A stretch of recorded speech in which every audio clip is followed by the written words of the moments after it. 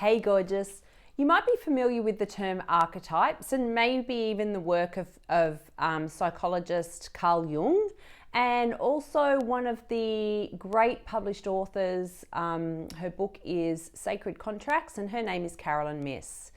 And the work around archetypes is really about considering the fact that active within us is a whole range of different characters that come onto the stage to play at different points of our life or even different points of our day, really. And some of them that you may be familiar with are things like princess or queen or a wizard or a joker. And so if you think about conversations that adults might have had in your world when you were a child, or maybe even you do this yourself with young children that you know now, we tend to pin a particular archetype to them based on their characteristics and how they behave. So a pretty little girl who dresses up in pink used to be, when I was a child, referred to as a princess.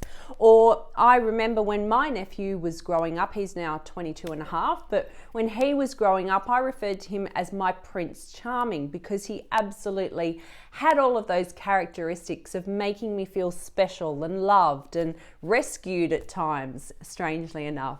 So if you think about the different archetypes, and there are actually over 72, but there are a few that are active within us all the time, and commonly they are the victim, the child, the saboteur, and the prostitute. And I go into this in a little bit of detail in some of the programs that I run, but I just wanted to jump on and talk to you about these archetypes and how sometimes you can feel like when you're in a situation at work, you just want that inner rebel to be released. That chick that can just go, you know what? I'm going to take no prisoners. I have something to say and I am going to say it.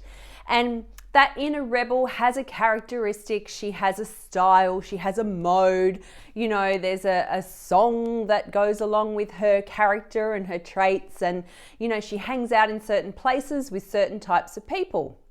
And if you can tap into this inner rebel at times when you feel less than yourself and just draw out some of those characteristics that she might have and she might exhibit because she's totally confident all the time, then that can be something that can help you when you go into situations or you're faced with people or in conversations where you're not feeling your authentic self, or you're not feeling your confident self, or you feel as though your throat is constricted and you've lost your voice.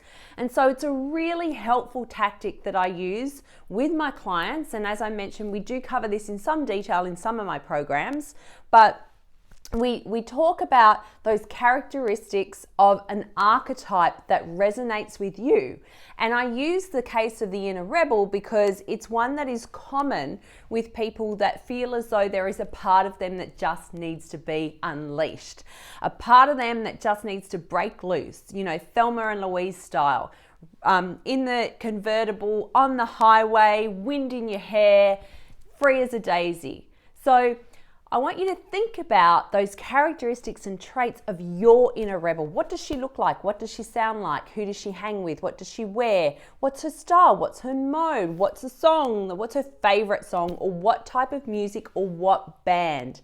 I know mine is Blondie because I reckon she's the epitome of the 70s rebel. So that's what I have for you today about archetypes and confidence. I trust that helps, and I look forward to bringing you more in future videos.